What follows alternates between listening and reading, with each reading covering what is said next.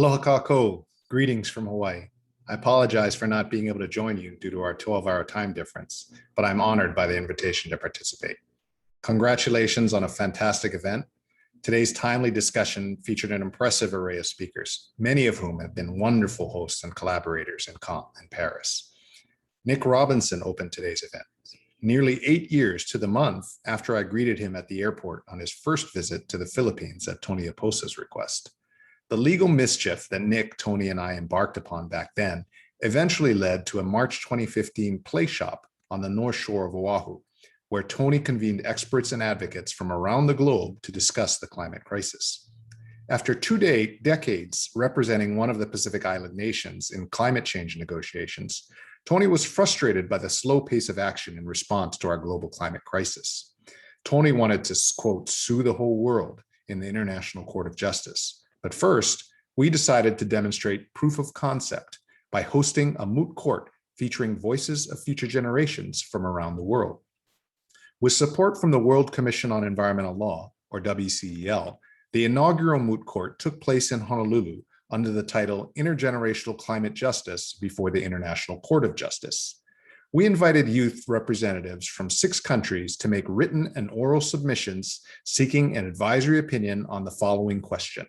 What is the responsibility of states under international law to address the global climate crisis for the benefit of present and future generations of humankind? During our preparations for that event, we were introduced to Emily and her brilliant dissertation on the rights of future generation. Emily's participation substantially enriched our presentation at the 2016 Congress in Honolulu. I know that Tony and Nick would join me in thanking her, Pascal Bouillon, and everyone else associated with the Normandy Chair for Peace, or NCP, for all that has been accomplished since then. The recent decision by the German Constitutional Court lends support to our ongoing efforts. It helps demonstrate growing recognition around the world of the legal obligations owed to future generations.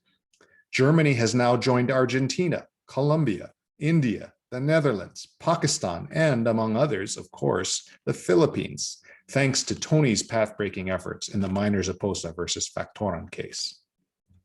Meanwhile, youth-led organizations are raising their voices throughout the world, and the NCP continues to lend its support behind the scenes and otherwise.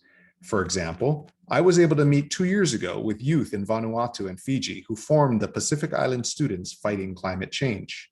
Led by a young man from the Solomon Islands named Solomon, these Pacific Islanders are likewise committed to securing an advisory opinion from the International Court of Justice. I participated in that group's first public event. One of their 11-year-old members, Junior Kaloy, shared a powerful poem about his worries and hopes related to climate change.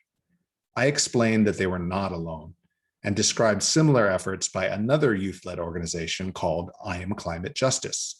Their members are based in Australia, Nepal, the Philippines, South Africa, Sri Lanka, and diverse parts of the United States, including Hawaii. I also described collaborative efforts with The Final Stand in India, supported by Hawaii Supreme Court Justice Michael Wilson. Before leaving Vanuatu, Solomon and I collaborated with others on advocacy efforts that eventually succeeded in convincing the Pacific Islands Forum to issue a powerful statement from Fiji about the need for an ICJ advisory opinion.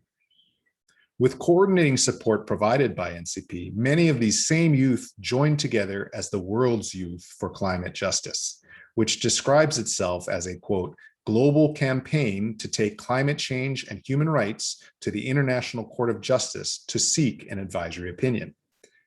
In January of this year, the group was named one of 2 Basil Pacey Plus 2021 Youth Award winners, chosen from a larger group of finalists.